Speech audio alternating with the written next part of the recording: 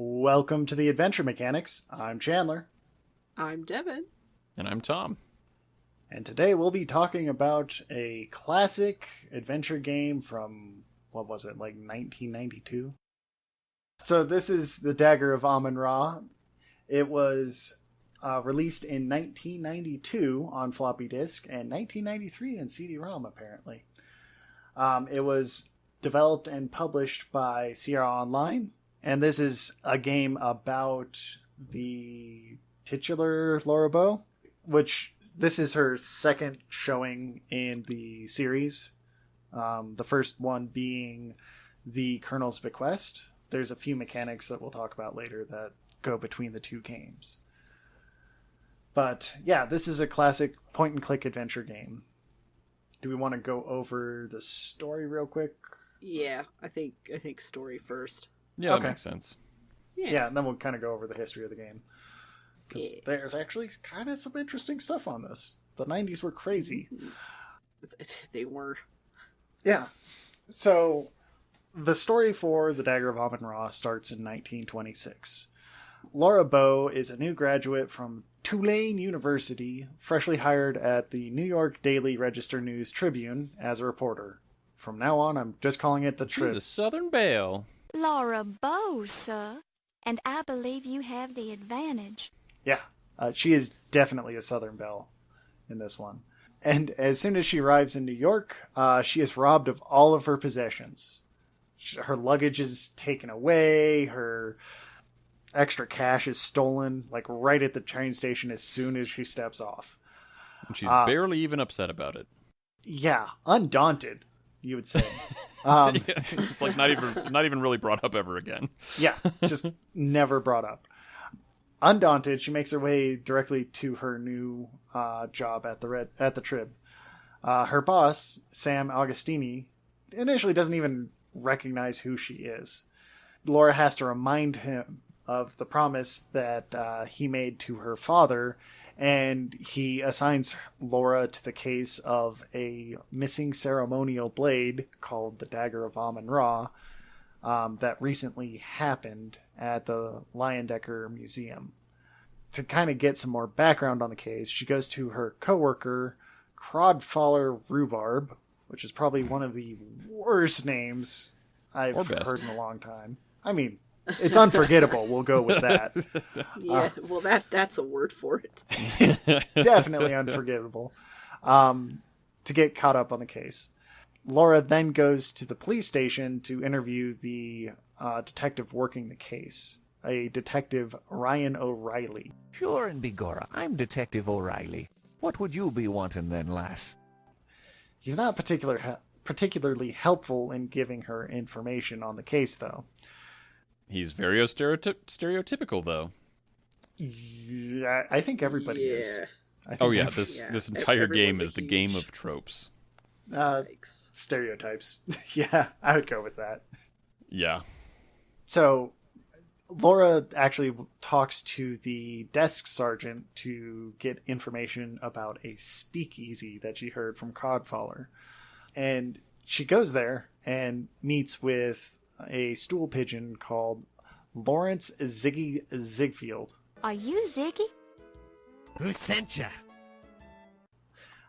Also a great name. Yeah, very unforgettable. With a very unforgettable voice. Whoa. Oh my god. No kidding. We'll get to that one later for sure. Maybe we can even... is it possible to cut a couple clips of some of these voices into the podcast? Because I feel like people would appreciate that. I think I could do that. I think I could do that. Yeah. It's worth it. It's worth it. Yeah. It's something.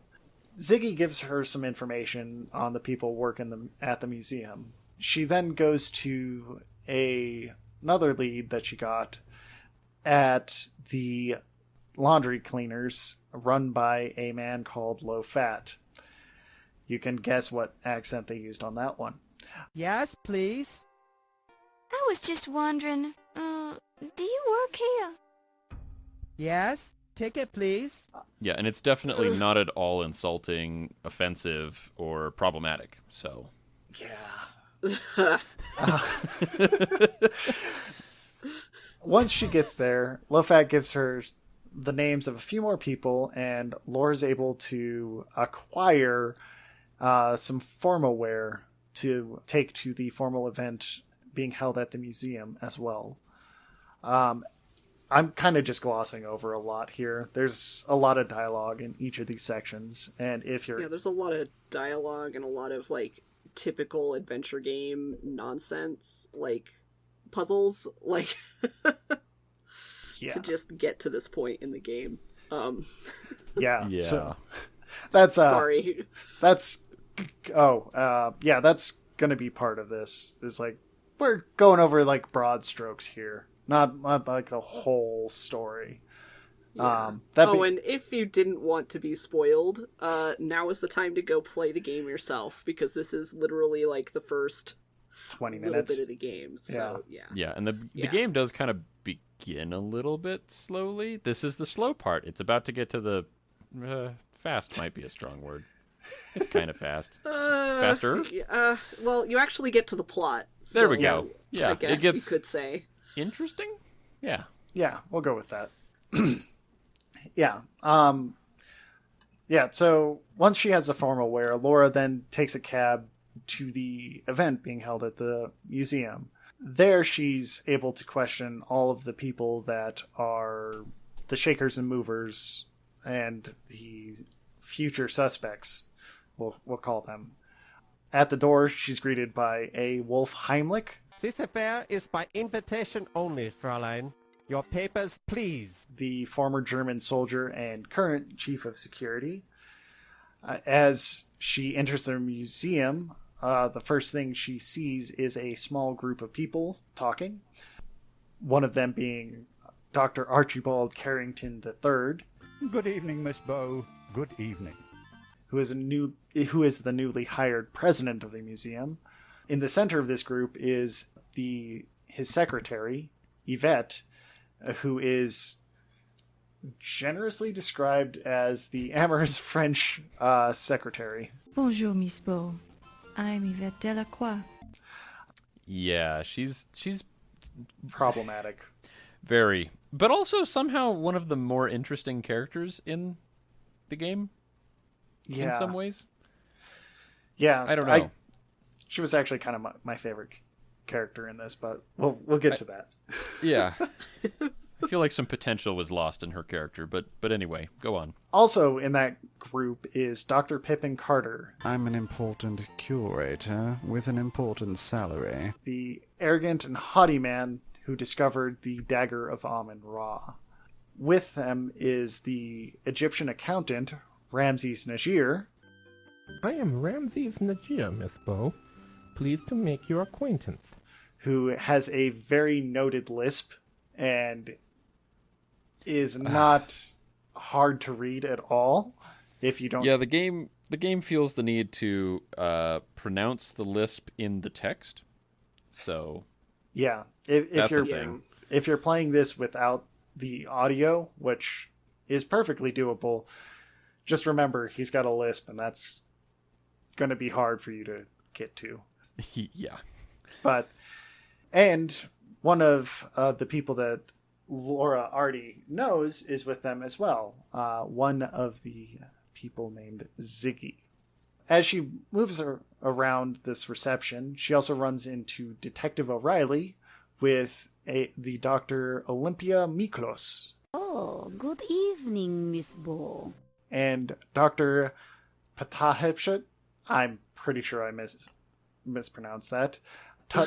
The game probably did too, to be fair, so... I find it distasteful to celebrate thievery in the name of science. Okay, granted. But his nickname is Tut Smith. Olivia Miklos is Greek and has a fascination with blood, and she's the curator at the museum. Tut Smith is a visiting curator from the Egyptian Museum attempting to repatriate the dagger to its rightful home. Also in the reception, Laura runs into the Countess Lavinia Waldorf Carlton. Good evening, Miss Bow. I'm the Countess Lavinia Waldorf Carlton. The widow of the former president of the museum. There are other people at the reception, but you cannot interact with them. Those are the main people that you will be interacting with for the rest of the game. While going around meeting people, Laura can also eavesdrop in on conversations. While she's doing this, she runs across somebody that she encountered while wandering around the city, a stevedore named Steve Dorian. Ha ha ha. Good morning, miss. I'm Steve Dorian. He's a local The game is full of those, if you haven't noticed already. Yeah. Yeah, there's a lot of that. He's a local dock worker and the Ken doll assigned as Laura's love interest in this game. And Ken doll is about as accurate a description as you can imagine. He looks like a Ken doll, and he acts pretty much like a Ken doll. So you already know his entire personality. Yeah. He's working as a dock worker, but is also going to college for a art degree of some sort. He asks to meet Laura privately outside and confesses that he got tickets to this exclusive event just so he could see her again. When they go back into the museum, many of the people have dispersed. Laura's then free to wander around the museum and comes across the Egyptian exhibit. On the floor by one of the sarcophagi, Laura finds a puddle of blood. As she opens up, the screen cuts to her screaming in terror in a very artistic way, only to find the first murder victim, Dr. Pippin Carter, jammed into the sarcophagus. Alerted by Laura's screams, Detective O'Reilly rushes into the room and begins interrogating her. After the interrogation, all the visitors are corralled back into the main hall and questioned. The custodian, Ernie Leach, informs Laura that she's free to wander the museum, but the doors are locked, meaning everybody's stuck in here until it's declared they're free to go. E.g. Clue. Yes, this is... I'm not stuck in here with you, you're stuck in here with me! Being trapped in there, Laura's free to wander around the museum and overhears museum conversations between museum staff members. She's also very subtle anytime she's listening in. Yes. You get this lovely little animation of her, like, I don't know. I don't even know how would you describe that? Putting your hand to your ear, like you're trying to catch leaning, a baseball? And making it really, really painfully obvious that you're listening to somebody? Yeah. Yeah. Like, if you're trying to make sure the people that you're listening to know you're listening to them, that's what she does every single time. It's great. She's a very good detective. Yeah. Absolutely. Reporter. She's kind of a detective in this, though. I mean, she's doing some kind of investigative reporting, I guess. This isn't her first one. I mean, you really kind of, in this game, don't play it as a reporter. It's more like she's called a reporter, but what you're really doing is you're a detective, as far as the gameplay goes. It's sort of in the cozy mystery tradition of, amateur sleuth. Has a completely different job, isn't trained to be a detective, but she's solving the crimes. Exactly. Yeah. In the conversations that Laura's overhearing, she hears multiple men on the staff pining for Yvette, and Yvette pining for them. Oh, so many. Yeah, there's a lot of thirst going around. We'll put it that way. Mutual thirst. Yes. It is definitely consensual on both sides. Oh, yes. Yeah. Many of the staff spill motives for wanting to murder various people during these quote-unquote private conversations where Laura's listening in through a glass that she took from the reception. During the wandering, Laura comes across the second corpse, which is a headless body impaled under one of the pterosaur exhibits. Specifically, the beak is going through the torso. Laura wanders around a bit to find the head in an adjoining room on display in the Life Masks exhibit. I still want to know exactly how all of that worked out. Like, did the dinosaur beak go into the neck during the decapitation, or did someone shove it in after? That never made sense to me. Easier to cut off someone's head when they're dead. Yeah. Yeah. There's some questions on the on the murders. I mean, regardless, the methods of murder in this game are inventive. Yeah. But also, I have a lot of questions. I have so many questions. Oh, we'll get into that one. Absolutely. Oh, yeah. But as Laura found the headless body, or the head to the body, I should say, she once again screams in terror, bringing in O'Reilly and Wolf Heimlich to interrogate her. This time, however, they do not remove the body or the head. They are there for the rest of the game for you to just casually walk by. Yeah. It's just really weird and macabre, especially the head. That part really bothered me. It was just... Yeah, we'll get to how casual this gets with murder. Oh, yeah. People don't even care after a while. It's, there's not a body. Another one. Like, oh, another one. Yeah, even the game, like, on a meta level, like, the game itself just doesn't give a fuck. No. No.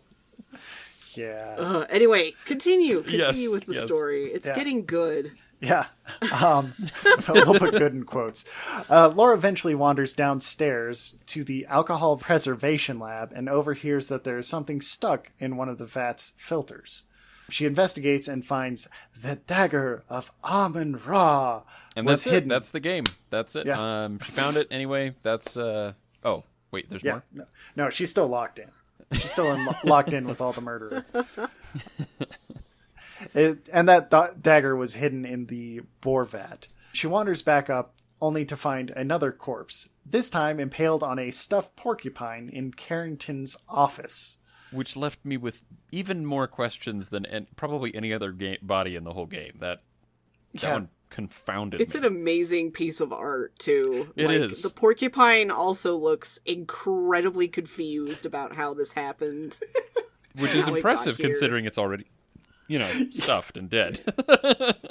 Yeah, that is very true. It looks violated. Interestingly enough, though, neither Wolf nor O'Reilly come to confront Laura about the body, despite her screaming about it about finding another body once again. Laura explores the office, Carrington's office, and finds some information that points towards the culprit being the widow Countess Lavinia Waldorf Carleton. As she wanders around, she comes across a lead that the paintings hanging in the old master's gallery are counterfeit, and goes to confront the Countess as she tries to pawn off some of the real paintings.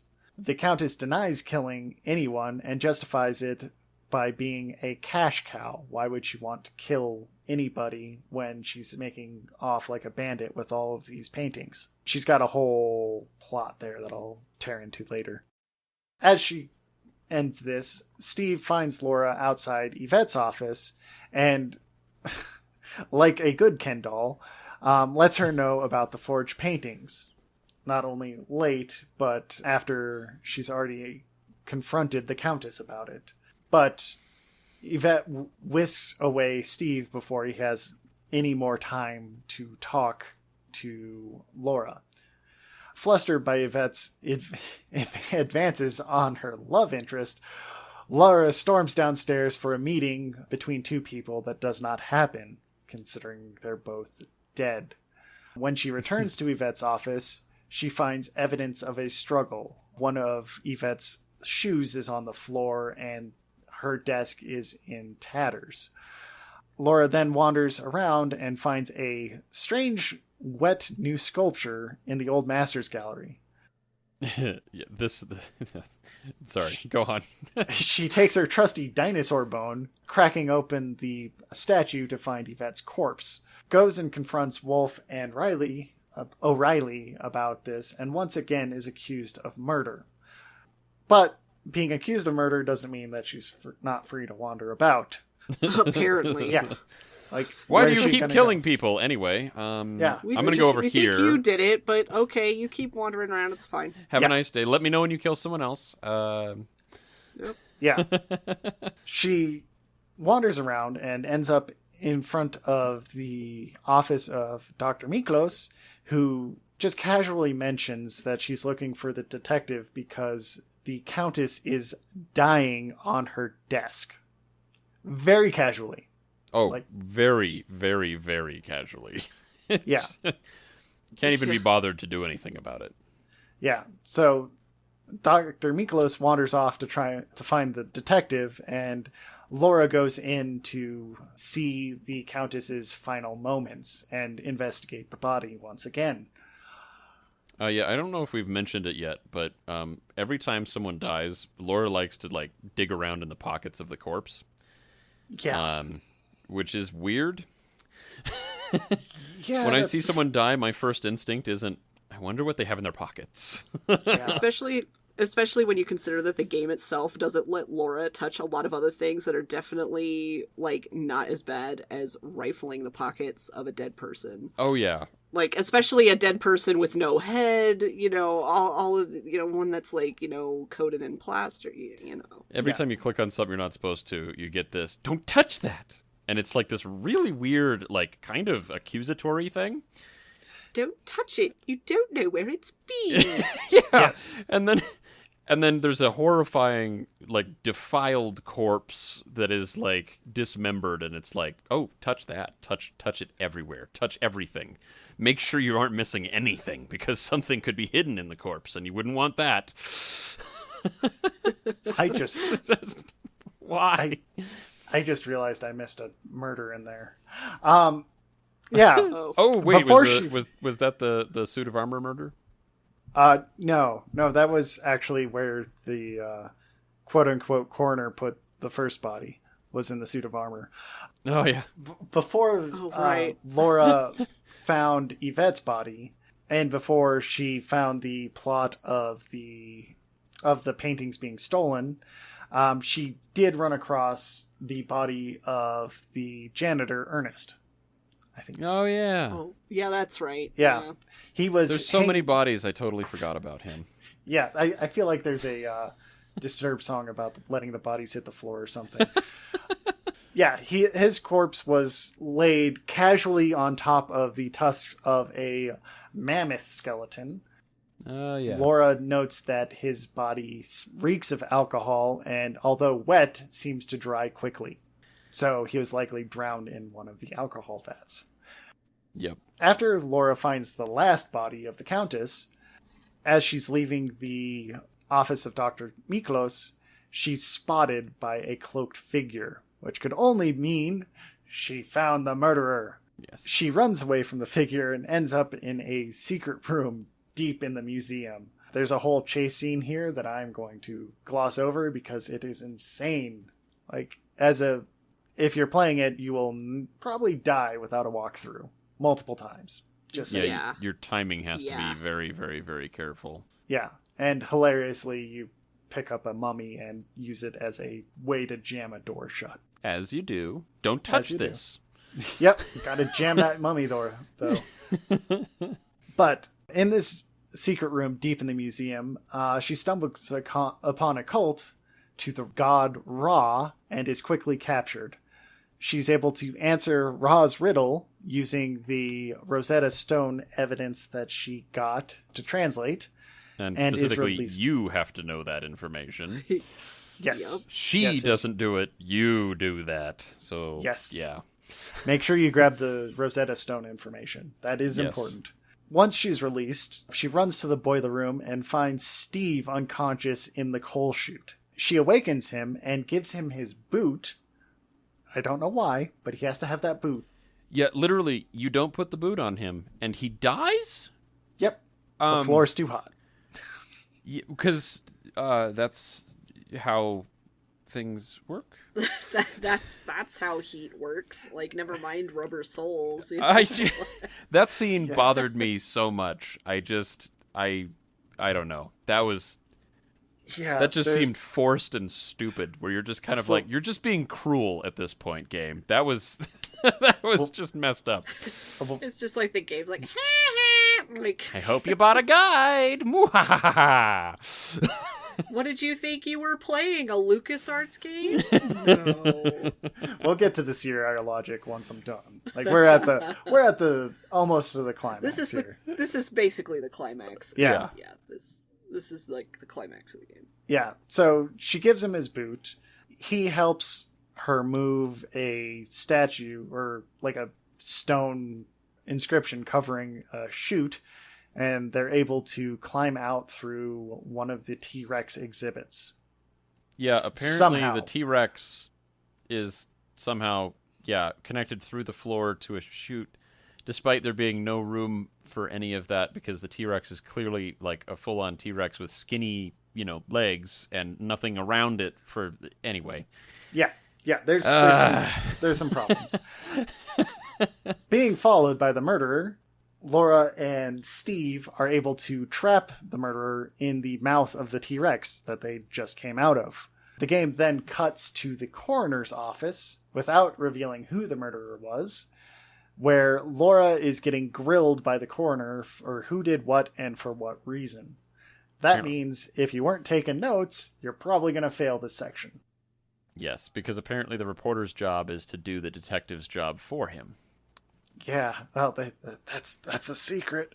Depending on the answers Laura gives and the evidence she's collected, the players will see a number of endings. These range from Laura getting shot in her sleep for being completely wrong to being the best reporter of the trib. And that is a quick rundown of the Dagger of Amon-Ra's story. But who was it? Who was the murderer? Spoiler! It was Detective O'Reilly!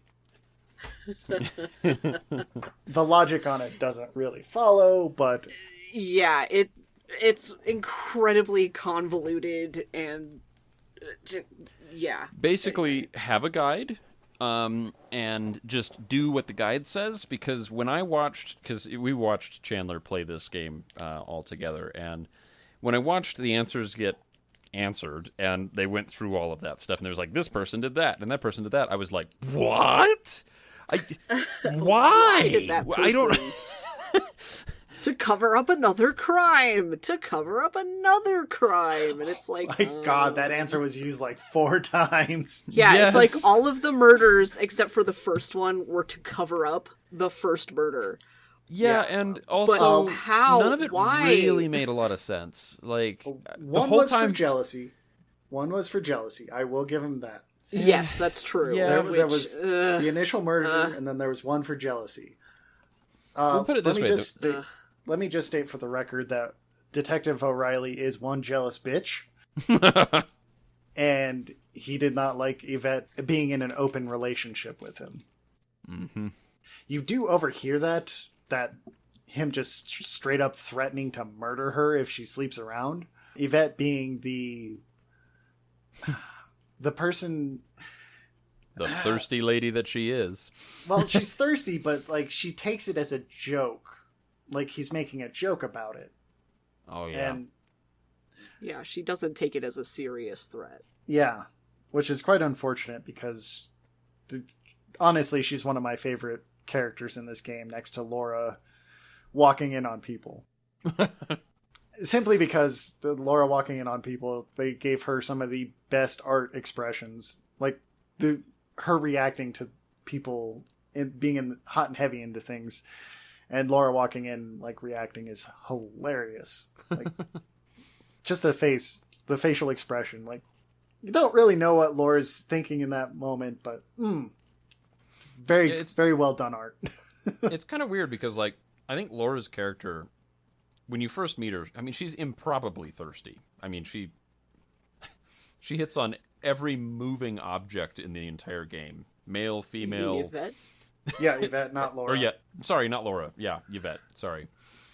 Yeah. But somehow, so you expect her to be this like super two-dimensional, like bad character, but she's probably the only character, at least in my opinion, that really has any depth.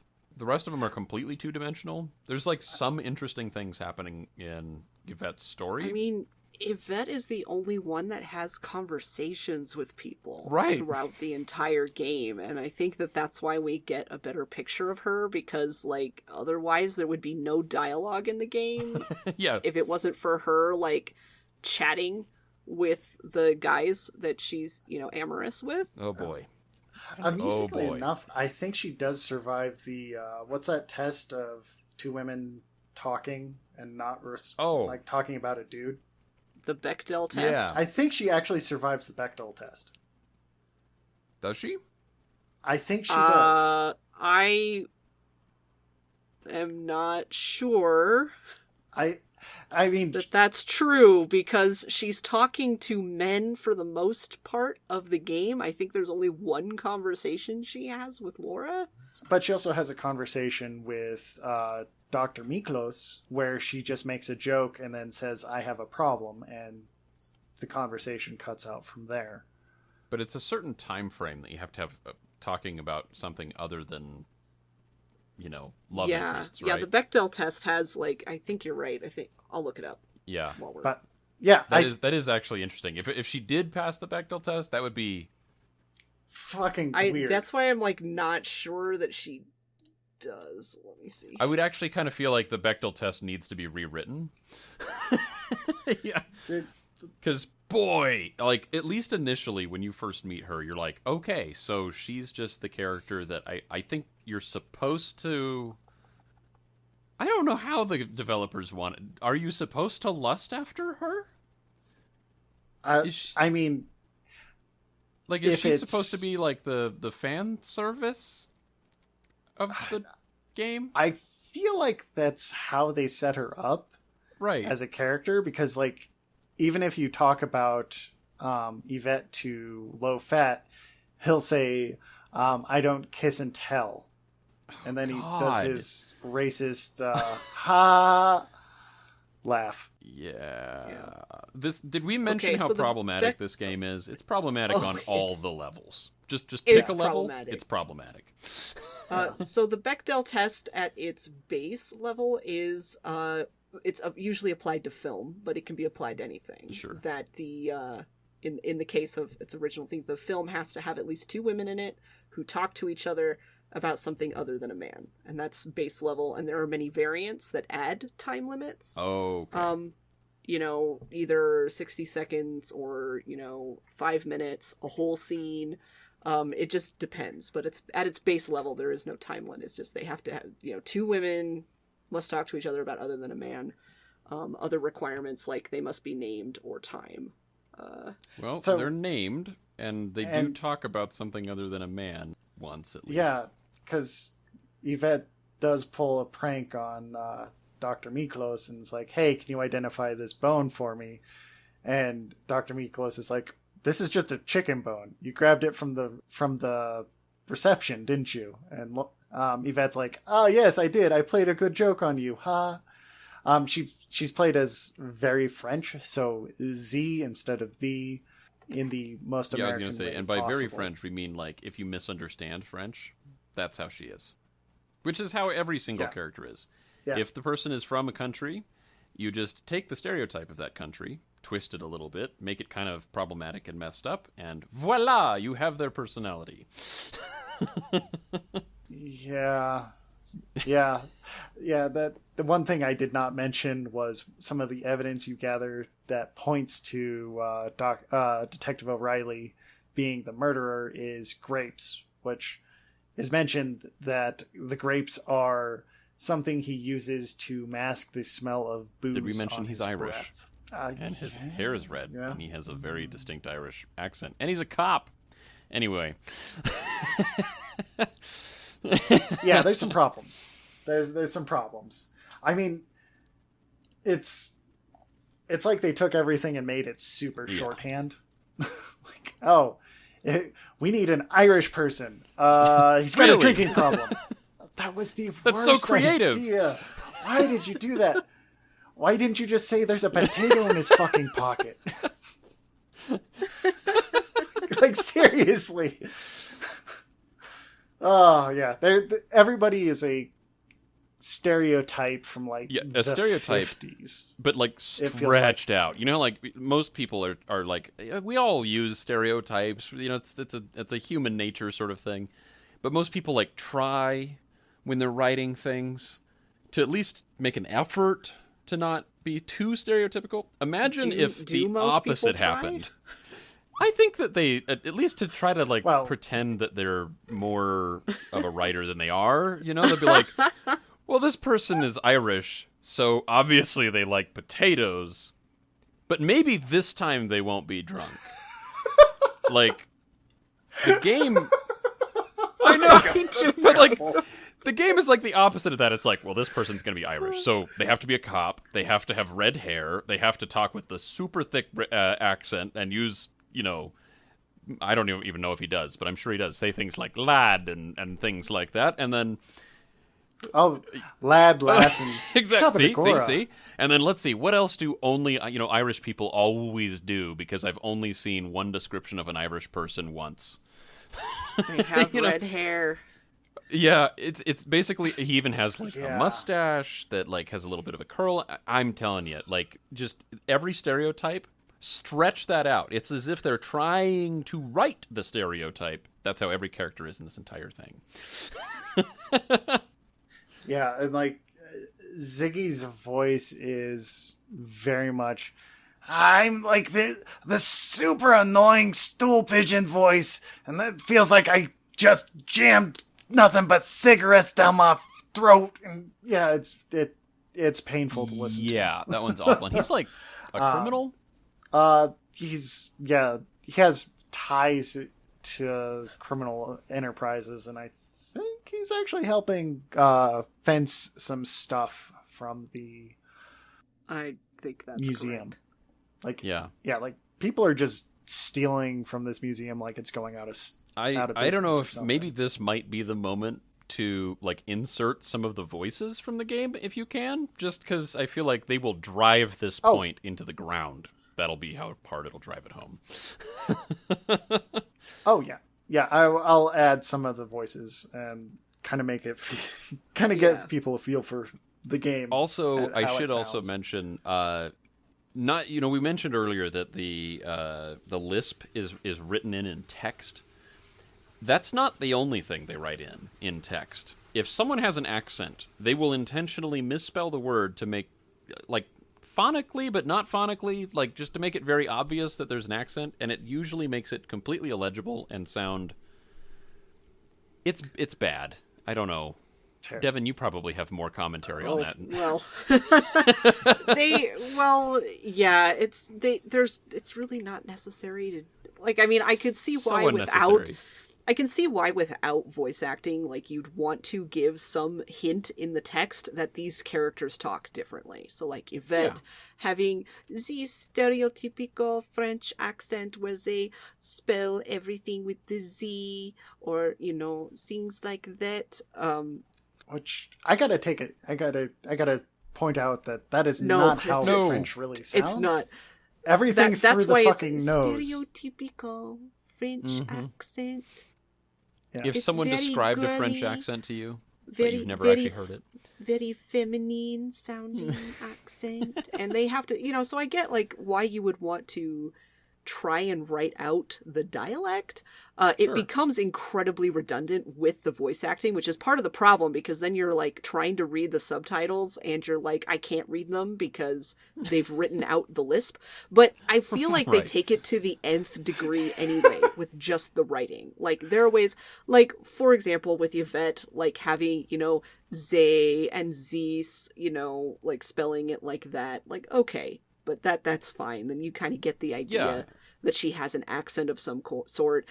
Some of the, sounds for, Ramses with the lisp, you could put that in there to give it, though, that, like, him having a lisp is questionable, but anyway, but, that was his only... That's, like, his only character trait, is that he lisps.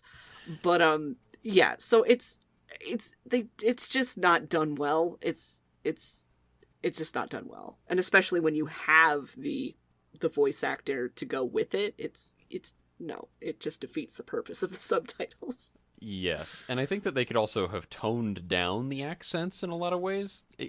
Sometimes you have to use, like, stronger accents. I feel like if you have, like, for instance, one voice actor that's doing a whole bunch of characters, and you kind of want to, like, give a little bit more separation between characters, but the separation between these characters is just to a comical level. Well, everybody's a cartoon.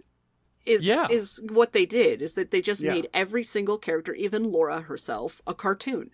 Oh yeah, she's a cute little Southern belle from a small town that just doesn't know all this big city stuff. And you're just like, I graduated from Tulane, and now I'm going to New York to be a reporter. Oh, you do that so well. You could be Laura. You know, you would probably do it better than the people that used. Oh, I guarantee that you could do it better, but that's a different conversation.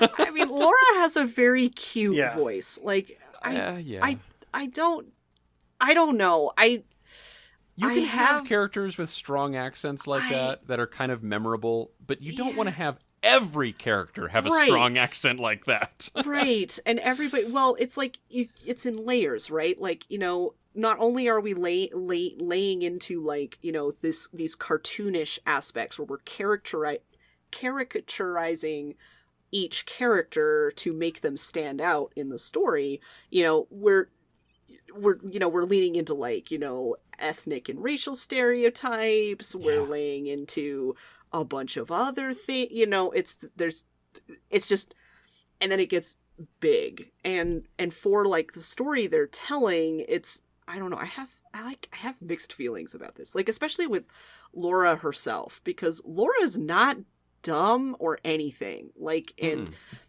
I wonder if I don't know, but there's sort of a thing, like, there's sort of a stereotype that people with very thick Southern accents aren't smart. Like, this is a stereotype you hear. If, you know, people, men and women, if they have a very thick accent, it probably goes for many other accents, but I have heard it most often related to Southern accent, is that if you have a very thick Southern accent, people think you're stupid.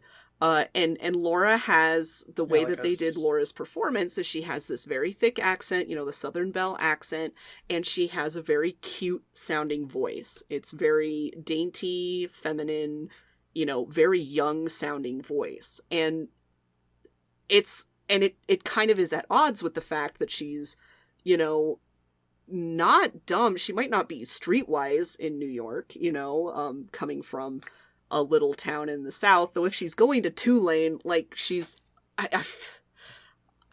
to have some city experience. Smarts. So I don't know. I mean, yeah, New York's really different from, like, Nolans, but I'm just saying. So anyway, but it's kind of this weird tension you get with all these cartoonish characters, including the title character. And what is the game really trying to say about anybody?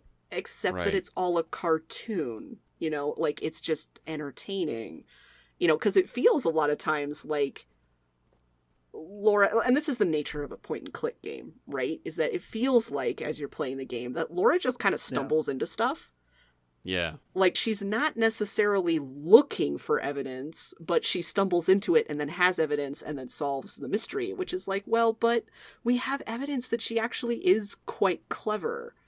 To be fair, that might have been just me, the way I was playing. Well, I don't necessarily think it's just that, because I watched another playthrough of it. I played a bit myself. I read a walkthrough, and it just, and this is, again, part of, like, the point and click mechanics of, like, you know, you go around and pick a bunch of shit up and then try it on things, you know, and try and make it work. And I feel like it's just that setup doesn't do a lot for characterization in the way that it's implemented here. You know, with you know, the characterization of Laura herself, especially with this odd narrator that don't touch it, you don't know where it's been.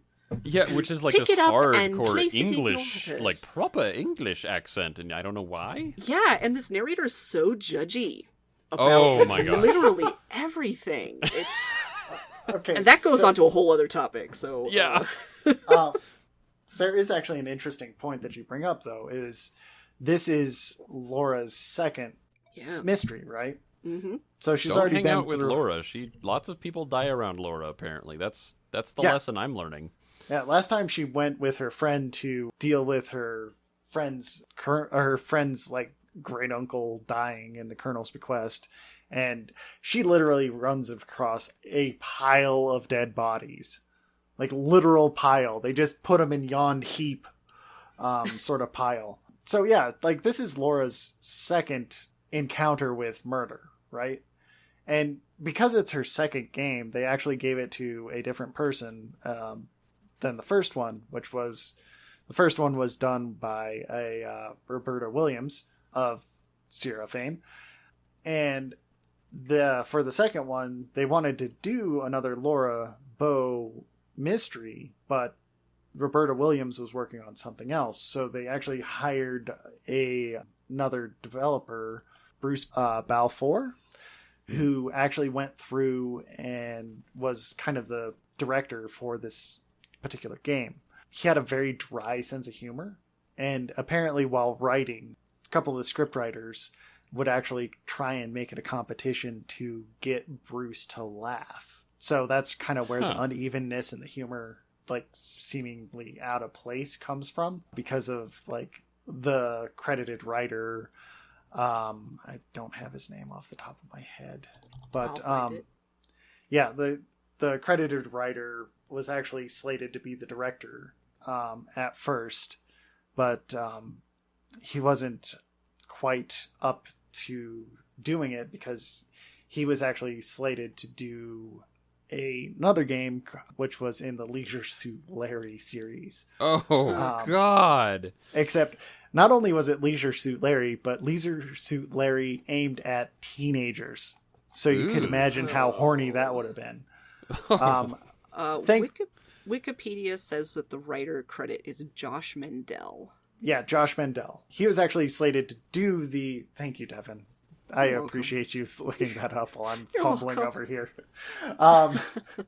Yeah, but Josh Mendel actually was slated to direct that Leisure Suit Larry, and Bruce actually started doing the beginning of the Dagger of Amon Ra. Well, about a few months into the other project, Sierra just killed the project and put Josh Mandel onto the Dagger of Amon Ra project. Interestingly enough, I think the artist actually was also doing writing credits for it. I think it was a woman artist, right? I forget her name. Yeah. Cheryl Sweeney. Yeah. Okay. Thank you. And she actually was the one that kind of came up with the whole art style with it as well. But she and Josh actually had the competition to try and make Bruce laugh. So that's kind of where, that's where all that unevenness in tone kind of comes from. I was going to say, because it's kind of a cute idea that like they were trying to make him laugh, but really not a good idea on a product that's going to go out into the public where no one knows that. It kind of, I mean, it makes it funny in retrospect, but it's funny for the wrong reasons. There's just lots of these moments where you're like, what the, like, what am I looking at? Which breaks the serious tone of it and makes you not, I don't know. It makes light of murder. A lot. And not in ways that are like, it's not obviously funny, so you're just kind of like, it just leaves you confused. Am I supposed to be laughing at this? Right. That's exactly the feeling most of the time. You're like, oh my God, what the hell? They couldn't have done that on purpose, right? Well, and I think, too, I haven't played The Colonel's Bequest. I don't know about it. But I think, taking a step back and looking at the big picture, I mean, we've gone from a game that was written by a woman, and did Roberta Williams direct Colonel's Bequest? Yes, she did. Okay. So she wrote and directed it, and so we've moved from that to passing the project to a male writer and a male director. Even if Cheryl was helping, like that's who's majority and credited. And I feel like that probably too has a lot to do with how the story and the characters are presented. Is this this different perspective, one might say. I can't help but agree fully with that. Because there were many points in this game that I went, oh yeah, a dude wrote this. Yeah. As a dude, I can say there were many moments where I was like, oh man, a bro wrote this. Yeah, it's very uncomfortable in places too. Like with ooh, that's not a very, well, a bro is actually the wrong word to use. A very, very thirsty nerd wrote a lot of it. A very thirsty nerd who didn't understand how women work at all. Or somebody who is just coming off of a Leisure Suit Larry series. Or that. That's a good point. That could explain it. Yeah. Why did I not just immediately connect those two? Honestly, so much makes more sense now about this game. Yeah, like everybody's thirsty. That's probably one of the side effects of working on Leisure Suit Larry. Like, just if Yvette was like an actual person instead of a character, I'd be like, did they just like drag her out of a Leisure Suit Larry, game and just drop her directly into this? Because that would track. I mean, if it was a Leisure Suit Larry, Yvette would be the protagonist. Let's be honest. And honestly, that would be an interesting game, but that's not the topic. No. Because, yeah. Can we discuss briefly how upsetting it was? Okay, so Yvette, like I said, when you first meet her, is like one of those characters where you have to, every time she starts talking, you're just like, oh man, like a man wrote this. A very thirsty man wrote this, and he thinks about Yvette at night. I can tell. Yeah. But then, later in the game, she starts to have a personality and becomes one of the more interesting characters and starts talking about her connections to all of these different people, and you're like, oh, she's kind of cool. I actually kind of like Yvette. She's interesting. She's definitely one of the more interesting people. Like, she has a relationship, and her true love is the janitor. Uh-huh. And she will actually confide in Laura. Sorry, that took way too long for me to remember. She'll confide in Laura that, I'm just friends with your stevedore, but Ernie's the one I really care about, and he's in trouble. I need your help with this. Yeah. Yeah.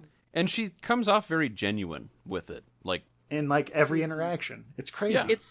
It's also worth noting that Ernie is a black man.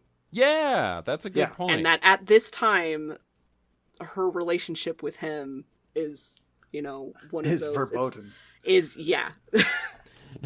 Just straight up verboten. Like, so that interesting choice on the writer's part too. The game bounces back and forth between like cringy problematic stuff where you're just like, ugh, to like almost like, I kind of care about this person. Yeah. Yeah, and like, wow, you took a fairly progressive stance on that. That's really cool. And then instantly back into the cringe. Yeah. But it's kind of interesting. The other thing that really bothered me is like Yvette like starts getting interesting, and right about the time that she starts getting interesting, they just kill her. Mm-hmm. And her death is super anticlimactic. You're just kind of like, what? It's also like gruesome in a really like, it's kind of gross. It's gross. It is gross. Detective O'Reilly, for context of how she was murdered, Detective O'Reilly strangled her with her scarf and then covered her in plaster. Yep, to make her look like a sculptor, which is just what? Yeah, posed and everything. Like, not just, and then he dumped plaster over her, like he posed her in a kind of, what I am assuming is, it kind of looks like it's supposed to be a provocative kind of It's stance. a parody of, what is it, Venus? Yeah. Without the arms. Mm-hmm. I'll find the name of that statue. Venus de Milo. Yeah, I think it is Venus de Milo. And this is, again, where the game just is macabre. Like, you're just like, what the... And I think it's also worth noting, this is probably from the Leisure Suit Larry influence as well, but you get these weird moments too, like, when you're looking at her corpse, you can, like, if you click on her cleavage, it comments on her cleavage, and, like, I think her skin tone, and, like, other... It just comes off very creepy. Yeah, it's really creepy. The very cleavage creepy. was the line on that one. Like, I will forgive, like, the weird skin comments because, well, earlier, like on the first murder, you can have Laura like pet the dude's tongue. Yeah, which what? Like, hard pass on that. I'm not sticking my hand in a corpse's mouth. No offense to the corpse. Yeah. But my hands just don't go there. But like the cleavage, was that really necessary? You've already over-sexualized Yvette. Do you need to do it in death? Like, do you really need to cross that line? Well, and it also comes across like, from, the however that's put together behind the scenes, is just someone going, well, we need to have something special here because people are definitely going to click on our boobs. It's the male is gaze just and gross. death. Yeah, it's just it's really disgusting. Yeah, it is. Yeah. But it's also incredibly weird because, again, the line is delivered by this like super proper British voice. It's almost funny. I mean, it's kind of funny. Like when you click on it, and it's like, "That's Yvette's cleavage," and you're like, what? Like, what? Why did you record that line? First and foremost, what is happening?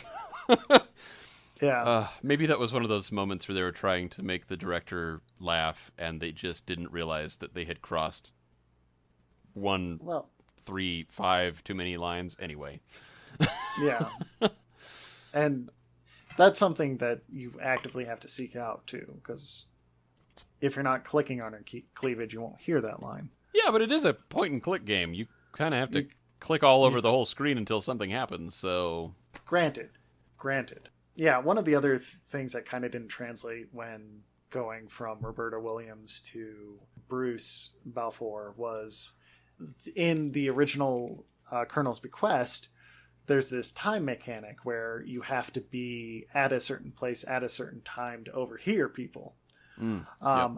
That was like the core of a Laura Bow mystery. In the Dagger of Amon Ra, Laura does still do that, and they still do have that time mechanic, but it's almost taken second place to the traditional inventory puzzle. Yeah. Right. With really weird objects, too, which I guess is pretty normal, but still.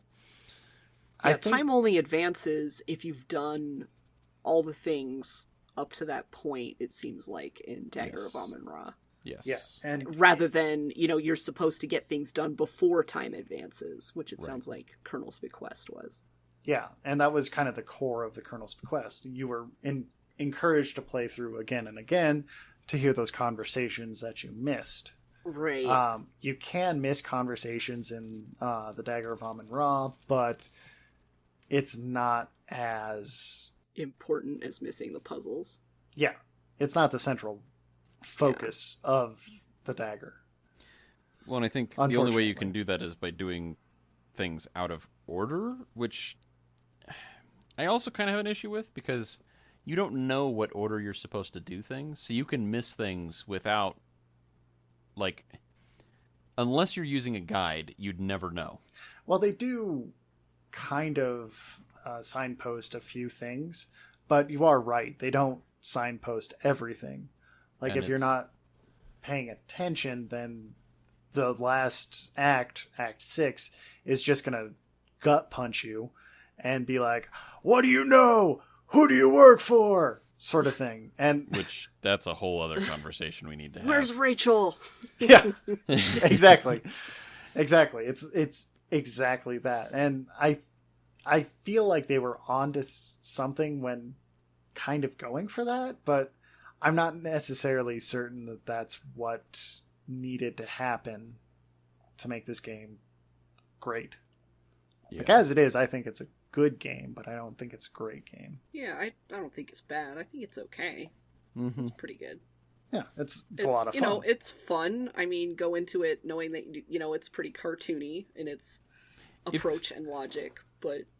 If you go into it knowing it's cartoony, and I will say, the three of us had an absolute blast going through this together, just because there were so many moments where you're just like, what? Yeah, there's a whole lot of cringe that we were laughing about. Like, I feel like this game, if you're playing it with friends, guide or no guide, the cringe and the just ridiculous ideas that it puts forward can be very funny. Mm-hmm. But it's not supposed to be a comedy game. It's funny because of its just cringy weirdness, which I feel like there's a good amount of humor in there, but yeah, it's tonal whiplash that really got me. Right. And it's you're having fun, and then the next thing you know, you're like, holy shit, there's a body. Quick, loot the body, which is a theater of the absurd. Yeah. I mean, like, if you're playing a first-person shooter, of course you loot the body, but this isn't? Well, this is a point-and-click adventure game, and Laura's part bird. She will collect everything that isn't fucking nailed down. If the astute listeners will remember me saying something about her trusty dinosaur bone. Yes. In the game, you collect a dinosaur bone and you use it to destroy things. It's this game's shovel. Like, you use it to break glass, you use it to break a statue. Bat. Yeah. It is hilarious. She just grabs this bone. The display said, please touch, and Laura said, okay, you pick it up and put it in your purse. Pick it up and place it in your purse. Yeah, you hear that a lot. Yeah. Those two things you'll hear a lot. You pick it up and place it in your purse, and don't touch it. You don't know where it's been. Or if we're, if it's the two of us watching Chandler play, it ends up being don't touch it. Yep. I'm pixel hunting, damn it. You pick it up, you pick it up and place it in your purse. Mm-hmm. Just with record scratch. Yeah. You could do a little DJ, breakdown. Unless it's a corpse, then do touch it. Touch it all. You need to find that evidence on that body, and you're going to have to stick your fingers in its mouth. Yeah. Yeah, I think the problem is it has a lot of tonal whiplash. Yeah. I'd say that's one of its biggest problems, and that quiz at the end needs to go. That's just a terrible idea. There should have been a big exposition thing instead, where Laura Bow could do the Hercule Poirot thing and tell everybody what happened. Yeah, that's really how it should have gone.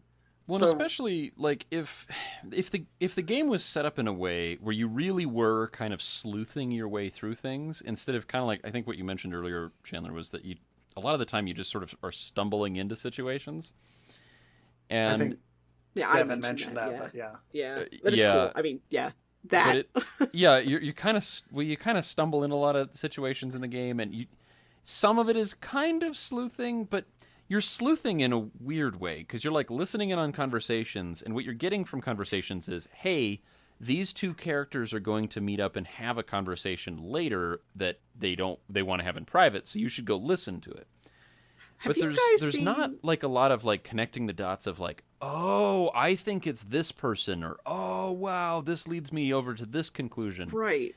It's kind of oh, this clue tells me that the next clue will be here. And so you're gathering clues, and then at the end it's okay, what's the puzzle? And you're I don't feel like I know. I just have this shit in my purse. I'll just use shit on this thing and see if it works. Have you guys seen Rosencrantz and Guildenstern Are Dead? I haven't. It's amazing. Well, so I'll explain. So Rosencrantz and Guildenstern Are Dead is basically comedic Hamlet fan fiction. So Rosencrantz and Guildenstern are Hamlet's friends in Shakespeare's play, and they're just randomly killed in the third act. And they they get dead in the third act. So Rosencrantz and Guildenstern Are Dead. I'm just going to be a little reductive. The movie is fucking amazing. Any of you who haven't seen it, go see it. Especially if you like Shakespeare. I think we got homework, Tom. It does a lot of really cool things, but the thing that's why it kind of stuck in my mind suddenly is that Rosencrantz and Guildenstern Are Dead is it follows Rosencrantz and Guildenstern, like, on the periphery of the play. So the play is going on, but we're following them when they're not, quote, on stage. And there's this whole, like, thing that they are in a play, and discussions of determinism and things like that, and it's really great. But as you were describing, like, Laura Bow just wandering around and listening to people and picking things up randomly and trying to go through the pockets of corpses, I'm like, she's not actually the protagonist. What we're playing is sort of like a Rosencrantz and Guildenstern Are Dead, where we're on the periphery of the story, just running into things, and then suddenly, in the case of the Dagger of Amon Ra, at the end, we have all of the pieces to say what happened, maybe. But you don't. But you don't really, because you've been wandering around and maybe listening to people and picking things up, and again, sort of symptomatic of the kind of point and click genre, and and the way those puzzles work. And it is true. I mean, it's kind of like I would not be surprised to learn that at least a few of our listeners might have been a DM for D&D in the past. Oh yeah, and it's all three of us have. And one thing that is very, very, very hard to do when you are guiding a player or a set of players through a scenario is drop hints that aren't like, well, duh, it's this guy levels of obvious, but are also, you need to leave like a level of ambiguity, but also guide them in a specific direction to give them enough clues to put it together. And it is really hard to balance, making it a challenge, but not impossible, and also not just brain dead easy. And I feel like what the developers of this game did is they leaned way too far into the subtle. They're like, well, we don't want to make it obvious, so they made it like non-existent clues. I feel like that's kind of the trademark of a Sierra game, though. Yeah, it really is. Like, now that you've described it that way. Did you buy the guidebook? No? Yeah. Well, screw you. You get these two big middle fingers. Yeah. You better call our service to get help and pay us. Pay up for our DLC, suckers. Yep. Yeah. I think that's a really good point, is that there's just not enough information communicated to the player about what is going on and what different clues and pieces of information mean relative to the major, to the overarching plot. Yeah, which I think your point about it would be more satisfying if, because I kind of enjoy the sensation of being confused when you're watching a mystery and you're like, I have no idea who did it.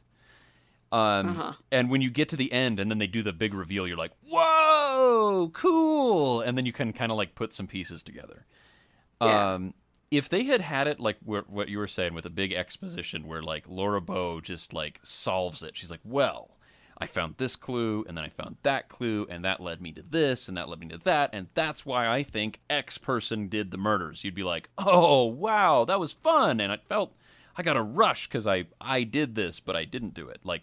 When you play a video game, it's supposed to make you feel smarter than you are, or more athletic than you are, or better at driving than you are, or whatever. And in this, it's we're going to give you no clues, and we're going to make you feel like a complete moron at the end of the game. Have fun! Well, I think that would actually kind of solve the problem. If they gave you an option of, you can, if you're confident in what you know, you can do it. Otherwise, you can have Laura go off of the evidence that you collected and do the exposition dump. Sure. Right. Because if you're missing pieces of evidence, that could lead to different endings, and that would be interesting. Right. I could you see could that. You could even do the exposition and have it a similar thing where you want the player to engage with your clues. So have it set up like Laura Bow talking, and then every so often you have to pick what she says next. Yeah, but not have consequences if you get it wrong. Or something. If, but I don't know how. I don't know. I'm just... That's a lot of theory crafting I'm not going to do to how you could do it and make it satisfying. Well, but you could do something like that. Yeah. If you really wanted the player to show what they learned, quote unquote, in the process of the mystery. But you'd also kind of have to make that work, you'd have to, like, really retool the story, like, and the information that she gets. Yes. You have to make it so that it is possible to come to the correct conclusions if you're not a savant. Do we want to, like, theory craft a little bit? Like, what would make this game better? Well, like, how the it would adventure improve mechanics? What's a mechanic do? They fix the broken things. I mean... if it's like any mechanic I've seen, they usually bitch about how the engineer fucked up everything. Exactly. I mean, that's what we're doing, isn't it? Okay, before we do that, there was something that Devin said that was really fascinating to me that I kind of wanted to explore a little further. Sure. If Laura Bow isn't the protagonist in this, who would be the protagonist? That is, like, the biggest question, like, that I have, like, from my saying that, is that if Laura Bow isn't the protagonist, who is? Because I don't think there's a very clear it should be Yvette, but they killed her, so... Yeah, I know, right? Okay, so... The most interesting person was killed, damn it. So here's my pitch for a redone Dagger of Amon-Ra. Okay. Here's my pitch. Kind of. Like, as far as I can do a pitch that, it's going to be rambly. So anyway, similar setup. Laura's got this job. She's going to New York. She gets there and she's been told, okay, you've got to report on this thing. The police are clearly not doing their job. She's intrigued by this. Like, I read on the wiki for Colonel's Bequest that her father was a detective. So that's clearly where she gets that inquisitiveness and investigative, like, she's learned stuff. And obviously she's being an investigative journalist. So as she's like going around gathering this evidence, and we'd shorten that first portion like immensely, like just have it be like, okay, she's going to go to the police station and get the report and look at that and blah, blah, blah, whatever. But I want to push the hobo over so I can steal his newspaper. Oh, Jesus Christ. Sorry, I had to say want every to ride in game the needs taxi a good old hobo everywhere. pushover. I mean, that's... Oh, good Lord. And so anyway, she figures these things out. It's like, okay, something really must be going on. The police aren't doing their job on this on this investigation. So, okay, I'm going to go to the gala and I'm going to do my thing.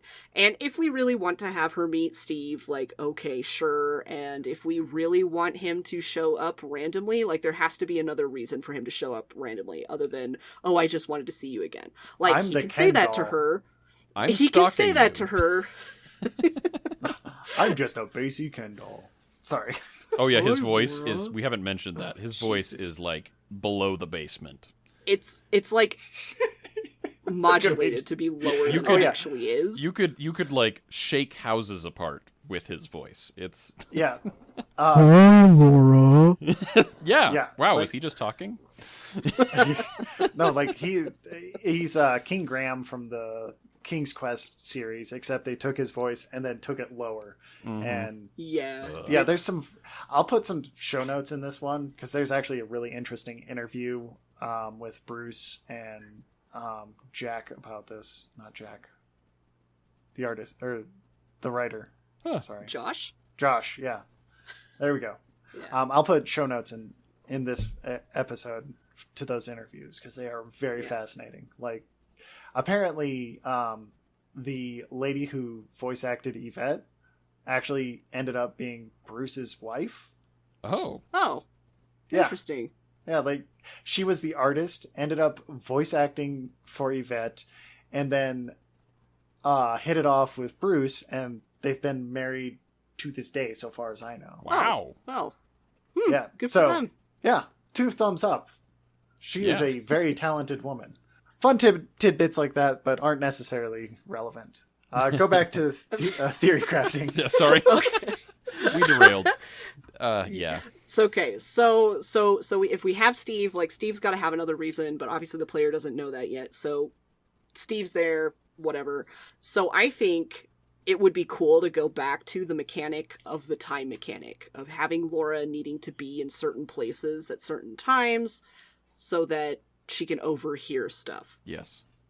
So there's a lot more like one might say, dialogue puzzle. So she's overhearing things, she goes to places to find stuff, to hear other people, to whatever, right? Like, that's kind of like the puzzle. She's snooping, she's sleuthing, and I think that what happens is we have Yvette and Laura team up. That'd be cool. That they're now investigating together because, Yvette also thinks that something's going on, like something's a little bit weird. And she's emotionally invested. And she's emotionally invested. She works there, and she cares about a lot of people who are there, and perhaps her love interest is the one that's going to be blamed for everything because he's the easiest scapegoat, because he's not rich and he's not white. Yep, it is the 20s. For the time that would really work. I don't really know why I'm saying that. That still happens, so... Yeah, I know. It happens anyway. It is America, anyway. Yeah. Anyway, moving right along. I know, I brought it up. It's my fault. So anyway, so maybe like Yvette has two reasons to be invested. She cares about the museum. She cares about Ernie. We've got things to do. It would not be a fucking shooting gallery. It wouldn't be just murder after murder. We would have a few select murders. Yeah. And because Yvette too might be in danger if we really want the detective to be the bad guy. And, like, have there be some kind of double cross with the theft and then the thing, and then he's angry at her because she's amorous with other people. Like, sure, we can do that. But because Yvette is teamed up with Laura, she's now not going to get murdered because they're teamed up. Yes. And they're buddies. Yeah, so maybe the chase happens. This would be a great buddy cop movie. I think it would be awesome. Like, and unlike we had kind of said, is like Yvette's like incredibly interesting. She is. Like, with what we hear about her and her things, and I think that her kind of personality opposite, Laura, who's just a little bit more proper and a little bit out of, a little bit like a fish out of water in New York because it's just a completely different culture. I think that would be a really cool team up that, you've got these two. And so they team up, and then we find out as we go along and we're doing things, and maybe there's a chase and whatever, we find out that Steve is an undercover investigator. And maybe he's looking into the painting thefts. So that makes more sense. To be perfectly honest, the whole time that we were watching Chandler play, I was thinking to myself, okay, like I was giving the game more credit than it deserved. Because I was like, Steve obviously has some kind of an angle here. I'm guessing he's a detective or like a spy or there's something going on. He was just a lovesick puppy. Right. Yeah. And that was his personality. I thought the same thing about Yvette because I was like, well, she's like being thirsty on every man that she encounters. Like, right. I think she's using her womanly wiles to just like manipulate all of these men and like wrap them all around her fingers so she can get what she wants. Nope. Or find out something because maybe she's an undercover investigator too, or working with undercover. Maybe that's how she knows Steve, and why she has to go talk to Steve alone is that she's his contact. And maybe she's doing all this stuff, and that puts her on the radar as one of the suspects. I actually was thinking that. I'm like, oh man, she's acting super weird. Like, no one is this thirsty. This makes no sense. She's got to have another angle. She doesn't. I think Yvette could be, I think Steve could be, and I think it would be cool in a reworked story for it to be like, oh, like maybe, maybe Yvette does have an angle, they're teaming up, but then we find out she doesn't, and that'd be we find out that Steve doesn't have another angle, that, he wasn't just here for Laura, that he actually did have a mission, and that he's been, playing this part so that he can do his job, and everything works out in the end.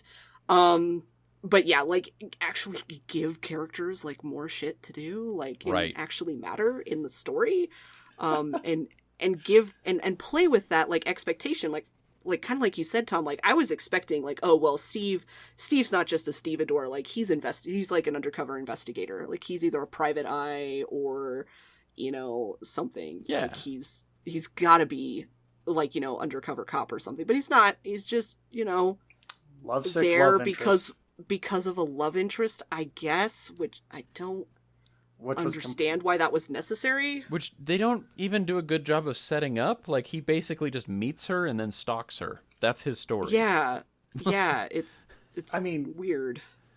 he's actually less useful than the dinosaur bone, because literally the only thing he's useful for is moving the giant stone inscription to get into the dinosaur butt. This game made me say some really weird things, and I'm not sure I like it. Oh man, but and then also, sorry. So it's almost to kind of go back to like a DM reference. One thing that you kind of talk about that's something that you're always worried about as a DM is putting your campaign on rails, where you guide the campaign so like dictatorially that your character, your players have to do a specific path in order to get success, and you dictate the world so thoroughly that like the players kind of lose their autonomy. Mm-hmm. In an old game like this, you're almost forced to do that, but there's kind of a right way and a wrong way. There's a way to do it where you kind of don't feel like you're on rails. Like, yeah, the game is moving in a singular direction and there's not really much you can do to change it. But you kind of, if you write the story well enough where it has some flow and you have characters like you're saying that have some dynamic qualities where you're not sure what role they're playing and maybe they're coming in and out of usefulness and stuff. And they're doing things outside of the player. Right. It can feel, even though you are like literally on rails, you don't feel it. You don't notice it. This game puts you so thoroughly on rails because you know you have to do things in a specific order at the right time and be in the right place at the right time, all this other stuff. And so you feel very guided. You feel like, well, someone's just holding my hand. I'm just clicking around the screen until the right thing happens. And then at the end, it's like, actually, you've had autonomy this whole time. You have to tell this whole story. I think that's where it kind of makes a huge, huge, huge error that kind of breaks this game from being something good. If what you're describing was going on, where you're on rails, but it's going off in different directions, and so in your head you're kind of going, ooh, maybe this person is the murderer. Oh, no, actually they're an ally, and now I can have them help me. And oh, maybe that person's a murderer. Oh, no, they're a victim, and oh man, that sucks. And you can feel like you're being led, but not railroaded. And that's what the game needs. I feel like they tried for that. They went the wrong way. Keep in mind, this is like an early 90s game, so we have the, the benefits of, another 20, 30 years. D&D's been around since the 70s, design. Though, so... Well, but to be fair, D&D, even up until 3rd edition, was dungeon crawl. Like, D&D first edition was, and 2nd edition, the way to get experience was getting gold out of the dungeon. That's true. That was a valid way to get experience. That is true. In terms of interactive storytelling, even though, yes, D&D was around in the 70s, it wasn't to the same level that we're seeing now of a more cinematic experience, a la, like, Chaotic Amateurs, or what's the big one? Critical Role. Critical Role, thank you. Yeah. You're upsetting me because I like to believe that old games just had some kind of a je ne sais quoi that the new games don't have, and it seems like every time we do one of these old retro games, what we end up doing is breaking it down and being like, these old games have all these problems because they're old games, and the new games do this stuff better. Well, it's kind of a weird contradiction.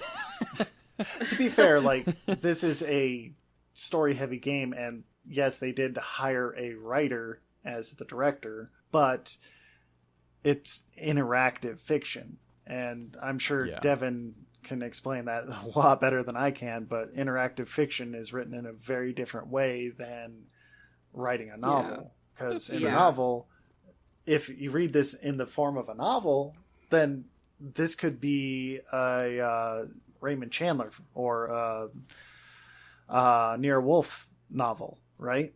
Yeah, except it'd be lacking all the quality. Well, yeah, but if you took the same plot and put it into a Raymond Chandler novel, it would be a decent detective rag. And I would say Detective Rag specifically.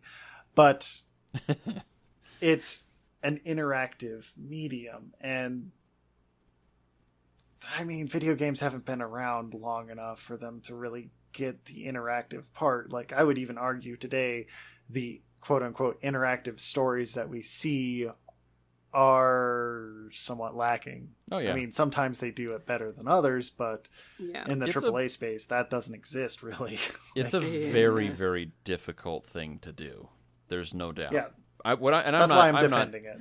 Yeah, and I'm not saying that what they did, wasn't difficult or anything. I just feel like they, even compared to other games of the time,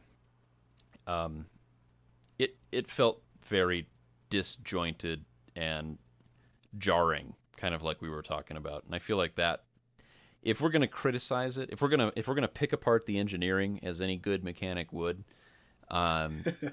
that's the part I'm going to pick on the hardest. That's the spot where I'm going to go, you guys really should have reworked that. And I think it is possible for them to have done better. I'm not saying they should have done it perfectly, but I would definitely say that's this game's Achilles heel. I'll agree with that, but I'm also putting it in the perspective of having to play through Lure of the Temptress, which had a plot that was schizophrenic. Oh my goodness. But yeah, so that's kind of the perspective I'm coming from here. I wonder how much. I wonder how much of this is. I mean, because I feel like all of these things are things that could have been realized back then, but I don't know. It is an interesting topic. Maybe we'll have to do like a whole breakdown discussion at some point on at what point are we allowed to really pick on games harshly. Current games, I give full permission on that one. They have no excuse. They are current. Oh man, that is a moving target. I know. That's why I said it. I think this is an interesting question because it's really, I think, maybe the eternal question of anyone who does reviews or critiques of any media. Yeah. I mean, and I don't know if that there's a good answer. Like, I don't know. Like, when, because, you should give folks the benefit of the doubt, right? Not rag on them too hard. Having that context of, especially looking at something so old, right, as the game we're talking about today, looking at something of that age, and thinking about the context in which it was made, and were there other development issues, like how because with games, like you have so many moving parts to make a game, right? Making a game is very rough. Right, and you have to have the writers that talk to the artists, that talk to the programmers, that talk to everybody's got to be talking, and, is the leadership doing what they're supposed to be doing? I mean, you can see that with, older stuff, but also with newer stuff. Like, just look at anything that's come out of BioWare in the last few years, and the stories about that, so it's, I don't know, like, so, I mean, I guess... I think in a way when we talk about these things and we say, like, especially like, for example, with my, like, here's my pitch for a better Dagger of Amon Ra, is it's not to, downplay what is the game that we have, or to say that it was done, poorly, or the people did a bad job. It's, of course we're looking at it with a lens, the lens of being adults in 2020. And times are very, very different from the 90s. Oh yeah, and that's the truth. Yeah, and especially this year. And so anyway. yeah, and so we're looking at it with that and being like, well, how? Because in a way, it's like, well, not only would this be, quote, a better game, unquote, but it's also, how can we update this to work now? Right. Like, how could we have this game now? Which is an anachronism because we don't have that game now. We only have the game that was made then. So I think maybe, we can, poke a bit of fun at it and keep it to task as well. Like, for example, with some of the stuff that's really not appropriate, like, the click box for Yvette's cleavage, for example. Like, it's like, you know, we can hold them to task for that. Oh, yeah. You know, and things, but, and of course, you know, say, in our opinion, you know, I prefer this, I don't prefer this, I think this would have been better. But I think in saying a lot of those things, too, it's good to keep in mind, you know, we're talking about a game that came out in 92. Yeah. Yeah, absolutely. And that, you know, yeah. I'm just happy I'm not the one defending this time. Well, I don't know that I'm necessarily defending. Oh, you're contextualizing it. I'm trying. Yeah, that's more what I want to do, because I'm just glad I can fill my role as resident jerk who points out all the flaws of the old game that doesn't probably deserve it. I don't plan on changing. But I mean, you know, that's sort of the exploration that we're doing here, right? Right. Like, with everything that we've talked about. Like, we talk about what we liked, what we didn't like, what would make it better, you know, things like that. It's just, and I think in previous episodes, and maybe Chandler can correct if this is not true, since he's the editor, he's listened to all of them, he knows all the things. But I think we've kind of been walking that line, like, you know, oh, this stuff was really bad in this game, or this stuff wasn't, and it kind of, like, depending on how we feel about the game personally, that's sort of like where the different dynamics in the conversation comes from. Because I feel like with Dagger of Amon Ra, we might have all thought it was okay, but we don't really have much connection to it beyond it was fun to play with each other and, you know, watch Chandler play and chat about it and make jokes. Yeah. And it's a decent enough game. Like, it's not bad. It's just sort of I would prefer to see other things if it were made today, but obviously it's not. It isn't. Yeah. As opposed to, you know, Subnautica, which, you know, I have a lot of strong feelings about. And I think whole 3 episodes, and we could have went longer. I was going to say, I think we all have strong opinions I and think feelings we all about did. that game. Yeah. Yeah. If any listeners have come to this one first and haven't heard the Subnautica ones, go listen to them. We really are not negative about every single game, I swear. We're really not. Yeah, we had a lot to say, and I think our conversations are pretty balanced. Yeah. Well, I think we try to be. And honestly, a lot of the games that are like this, where they're like full of flaws, that is actually what made this game fun. I would not enjoy playing this game by myself. I would absolutely, no way ever sit down and work through this game by myself, because I think it would be tedious. Right. Playing it with you guys is a blast. It is a game that requires an audience in order to enjoy. An audience or patience. Yeah. Yeah. I mean, I guess if you really want to play it, I think without a strong story and without strong mechanics, and this is from a modern perspective, and I recognize that, but there's not a lot of reason to play it, at least in these day and age, by yourself, unless you're just really into that kind of a game. But when you're playing with this game with friends, there's a lot of reason to play it. We had so much fun just poking at it and being truly mean to the game, and laughing at all of its ridiculousness, and enjoying, honestly, some of the really cool artwork, and that's something we do have to talk about. Yeah, the art is cool. Absolutely. I think you're right about that, though. Like, there are... this is going to sound so businesslike, but there are paradigms that have shifted from the adventure game era to modern storytelling that this game really didn't age well. And I feel like one of the problems with comedy in particular is that aging, or when comedy ages, since it pokes at the absurdity, sometimes the absurdity isn't what it used to be. Right. Yeah. Well, a lot of comedy it's supposed to be like where you go just over the edge to just make people a little bit uncomfortable, and since that's a moving target, sometimes what's just a little over the edge at one time period is so far over the line in later time periods. Yeah, and that's perfectly fair. I feel like that's part of the problem with the humor in this game. Yeah. Is it was made for humor in the 90s and not necessarily humor now. Yeah. And it did the poking at the edge type of humor. You can do humor without doing that, but that's not what this game did. Well, occasionally. Yeah. Sometimes it did. The one genuinely funny joke that made me like laugh out loud was when you look at the case that the dagger was in the Egyptian exhibit. If you touch it, the case just falls over and crashes onto the floor and shatters everywhere. And then the narrator says, "You crack the case of the dagger of Amon Ra." In like the most deadpan way possible, and you're like, "Oh, dad joke."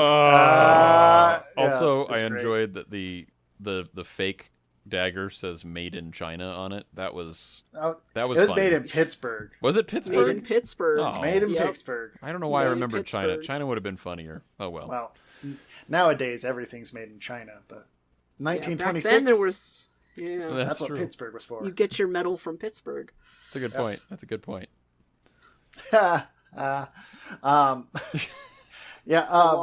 We should probably talk about the artwork real quick. Yes. So for the astute listeners, they'll notice the museum's name was Leyendecker. It's specifically the J.C. Leyendecker Museum. Yeah, is the setting. Mm-hmm. Yeah, and for people that have studied art history will note Leyendecker is actually pretty prolific in terms of commercial artwork. And if you compare his artwork to the art in the Dagger of Amon Ra, you'll see a very strong connection, which explains some of the almost amateurish, rudimentary brushstrokes that they put into some of the art. Like overall, it's very good. Like Laura Bow's expressions when she finds a corpse or walks in on Yvette with somebody are top notch. Like they're very well done. But then like you'll look at the train station and you look at the rooftop and it just kind of looks like somebody smeared a pastel on it instead of actually putting hints of detail. And that's, at first I thought that was just kind of a flub from the art department, but that was very intentionally a Leyendecker callback. Yeah, it doesn't come across well in the pixelated art style of the game, like in that low res. It doesn't come across well, but once you know that they're trying to emulate the bold brushstrokes on the borders of Leyendecker paintings, it makes a lot more sense. What they're going for, but it just doesn't come across very clear that that's what it's supposed to be, because like Chandler said, it's sort of like weird smears in the background. Yep. That you wonder, why is it like that? Everywhere's like that. There must be a reason. Yep. Yeah. Yep. And it looks kind of off. I think that's one of those things where it's a decision that I think it's a decision you could really only make in the 90s, to be like, we're going to call back to this fairly obscure... I mean, you're an art history major, so you don't count. I'd never heard of it. So, I'm getting called out here. Oh, God damn. But yeah, like I've obviously never heard of this person, and I would imagine that the vast majority of people playing the game without that kind of a background would have no context for what that was. And when you add the fact that it is super pixelated so that it doesn't translate well, it just looks weird and kind of... You have to have the context for it. Once you have it, you're like, oh, cool. But without it, you're just like, huh? And I think you could do that art style today with much better resolution, and without any knowledge, you'd be like, oh, that's kind of like an artistic touch. I like that. But it just didn't work well in this. But that said, I have to say, if you do know J.C. Leyendecker's work and you're familiar with like a lot of his paintings, There's a lot to love. It's really quite gratifying because once you get to like some of the quote cutscenes where you have still images of like, you know, Laura in her party dress and Laura and Steve Dorian, like they're patterned directly off of paintings. Yes. Like her dress comes directly out of a Lane Decker painting. A lot of the way that they're posed in these still images are like straight out of his paintings. So if you do know that, it's kind of cool. It is. Because you go, oh, somebody did their research. They weren't just throwing around some random artist's name. Like, they did. There's a reason. Yeah, but like you said, if you don't know that, it's kind of like, okay, sure. Right. And you're just kind of like, why does everything look a little weird and kind of grainy and smeary? I don't understand. Yeah. But some stuff isn't. It's like backgrounds only. Yeah. Like, the stuff that's in the foreground, they obviously, because it's a game, had to make things fairly clear so that you kind of knew what you were looking at. So there's kind of almost like two art styles going at once, and it kind of clashes. Again, you could do that successfully with modern tools, but in the 90s, it was a really cool, really ambitious idea. I'm guessing it fell completely flat on most of the audience, but some people out there was like, "Ooh, Easter egg!" Yeah, it is an Easter egg, and it's great. Yeah. But I kind of want to just step up to the plate and play defender on this, because it is a very bold choice to go with Lion Decker, and like he's intentionally smudgy in the background, so that kind of helps with making scenes, because you only have to put detail where you need the detail. The rest of it can be a smudgy blur. Who cares? Yep. True. And you can just be you can kind of evoke the background. You don't necessarily have to really like go all out on it. Mm-hmm. Yeah, and I think that was a good choice artistically, even given the limitations, because although Laura's walk cycle is absolutely horrific, the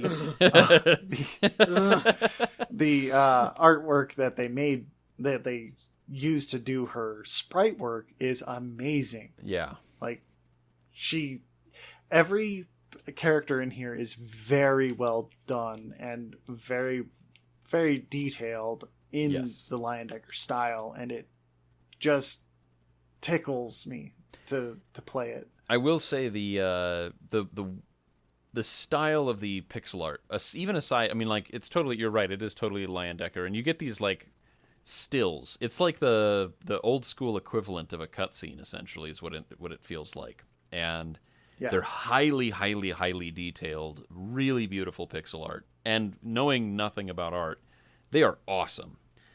Those moments are really, really cool. They also have a very distinct 20s feel to them. It's glorious. It helps kind of set up the time frame. I really do like that, even as someone who doesn't have any artistic background. But I do remember at the same time when we first started playing this game, and none of us knew this fact. I remember distinctly with you, Chandler, there was the train scene with the roof of the building, and you were just like, what the hell is going on the roof of that building? It looks so bad. Yeah. And I think I actually at that point realized that there must be a reason, and so I went looking, because I was like, wait, the name of the museum is Lane Decker. Is this a reference? Yeah. Yeah. And so I think maybe what might have been a better choice, given the limitations of the time, would have been to have like more standard, I guess you could say, art when you're wandering around the room or like the world. And then I love those cutscenes. I don't think that you have to have that same kind of art style in the main game, because it ends up looking overly grainy and kind of confusing. But then to have those call-outs, especially since they're like almost direct call-outs to specific art pieces, that's cool. And they look fantastic, and they stand alone. You don't need the context to be able to appreciate them. I'll grant that. I'll definitely grant that. Yeah. Yeah. Did you guys have anything else to kind of add about the artwork? No, it's cool. Okay. It's really cool. You will enjoy it, and it has aged well. It stands up to the test of time. It stands up a hell of a lot better than any PS1 3D graphics. Let's go with that. Yeah. Oof, hard oof. Early 3D was harsh. Yeah, it was. Early 3D was not kind. It just was very unforgiving. Sometimes you got to take a couple steps back in order to move forward, and that is definitely what happened then. This looks beautiful. You're right, though. Her walk cycle is just jarring. The animation itself is not that bad. Atrocious. The animation's really good. It does not match the background in A.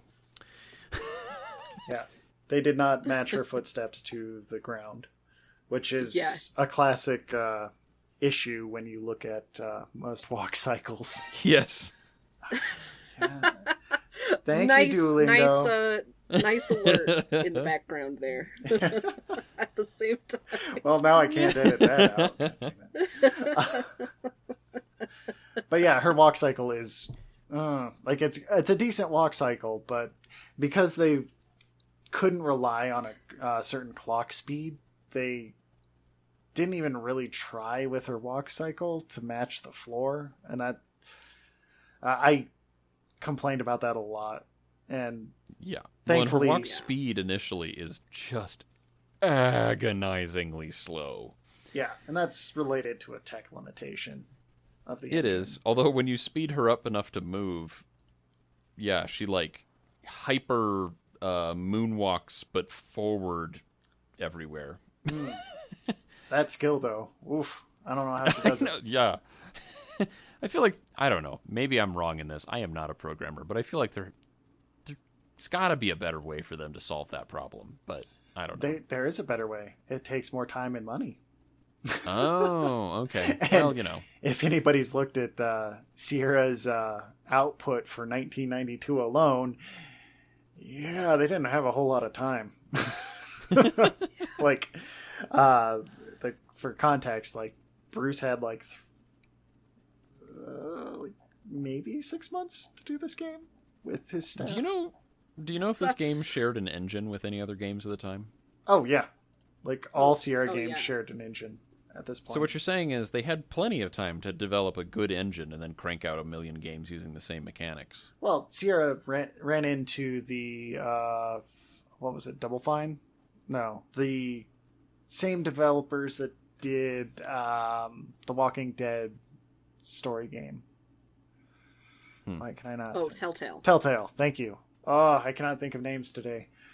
They ran into the same Telltale issue, where they had one engine and they had to make as much as they could off of it, and it ended up becoming a formula that kind of killed them, honestly. Yeah, that's fair. They were Telltale before Telltale.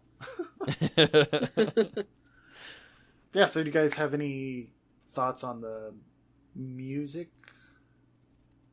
or voice acting? I know we talked about caricatures, but... Oh, the voice acting. Yeah, we've already discussed it, so there's not much more to say, other than go play the game and you're either going to laugh your butt off or you're going to cringe pretty much every time a character's talking. And in that case, you can turn off the voice acting. Yeah, but then you're still stuck with the text, which is almost worse. So, nope, there's no avoiding it. Okay, granted. It forces your mental voice to sound just as cliche and bad. Get your hot... what is it? Get your hot sandwich here. Yep. It's not a spoiler. It's in the first 10 minutes. Yep. You run into that guy. If you're worried about spoilers and you're still listening, how did you make it through? Stop worrying about spoilers. Yeah. How did you make it through? Maybe you're not as concerned about spoilers as you think.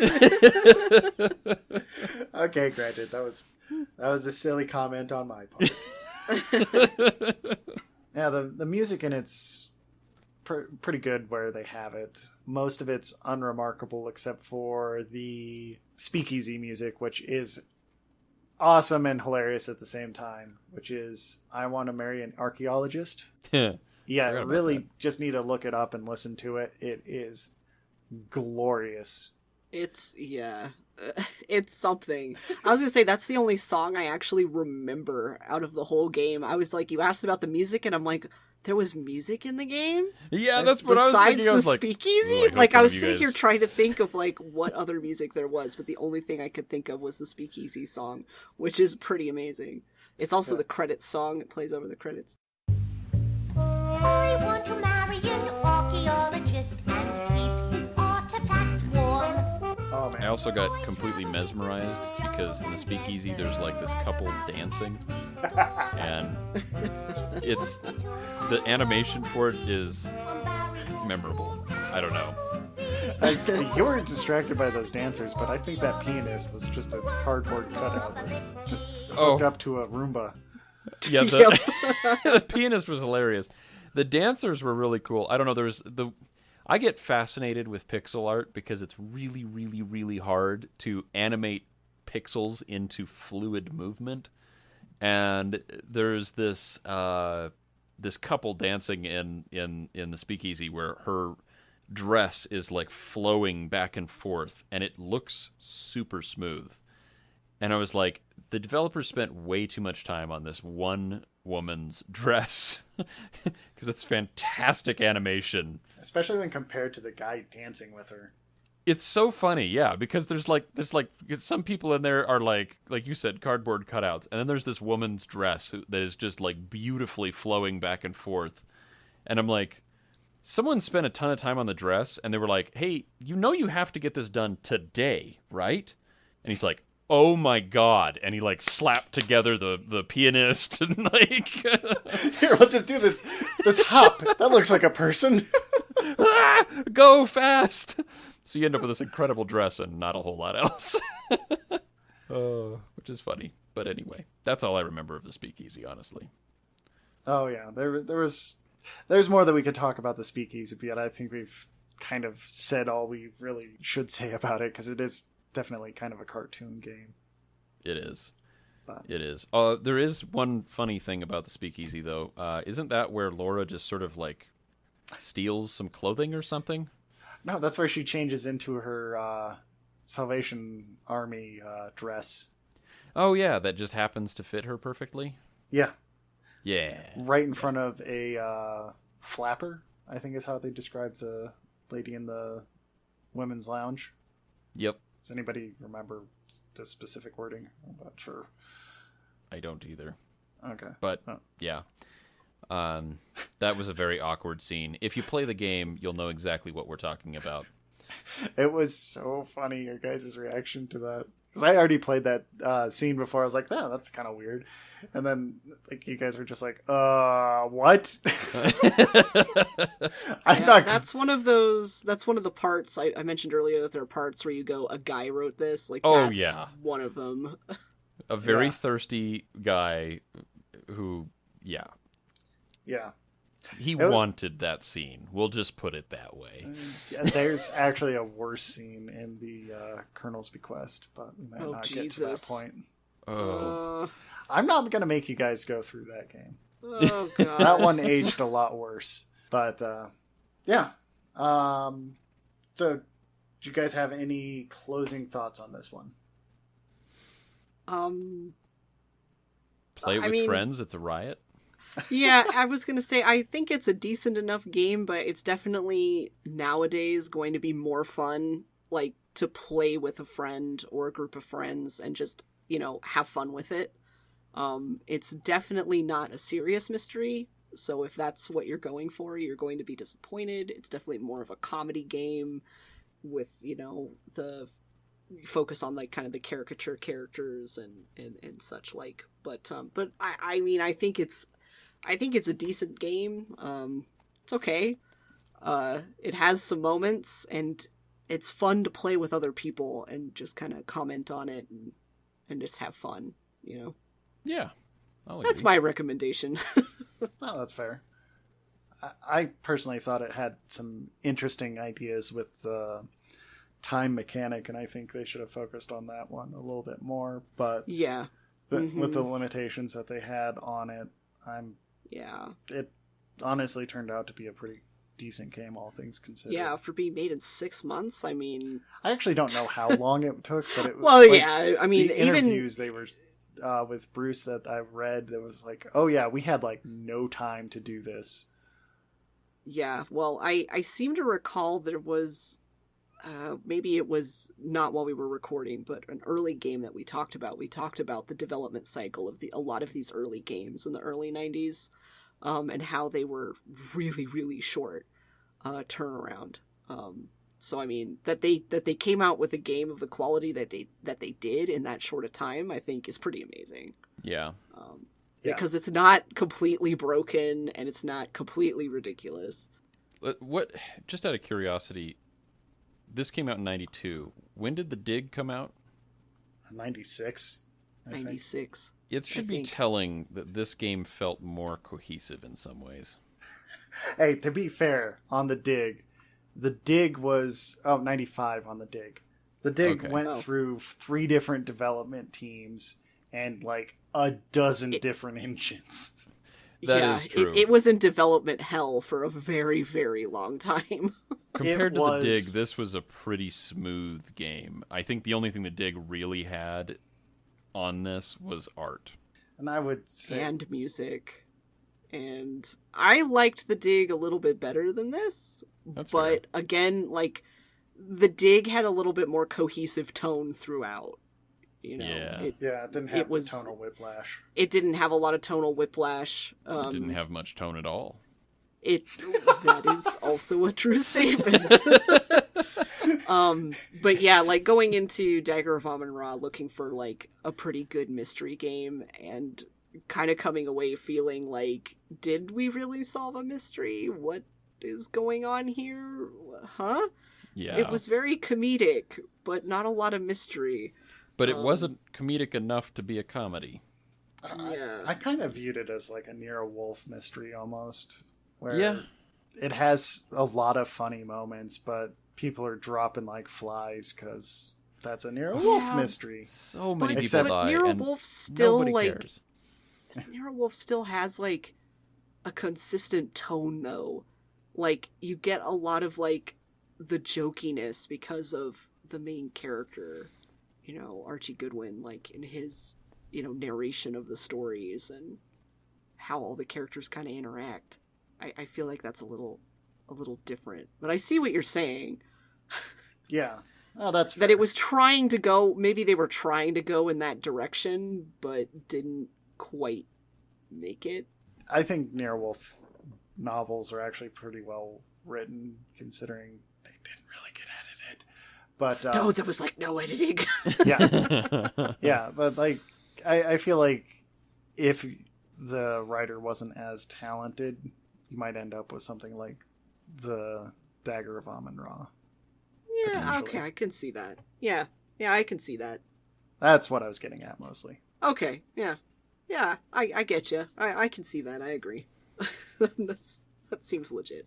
So that's about all I have to say about it. It's a decent romp. Don't take it seriously. Be sure to at least reference a walkthrough, especially if you're getting stuck, because you won't be able to call in for the Sierra hotline to get clues.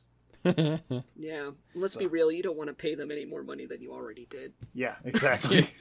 Even if you didn't pay them anything at all. Exactly.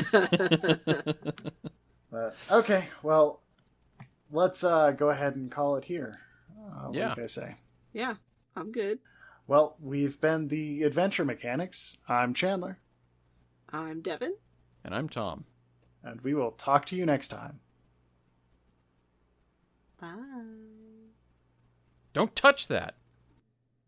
Don't touch it. You don't know where it's been.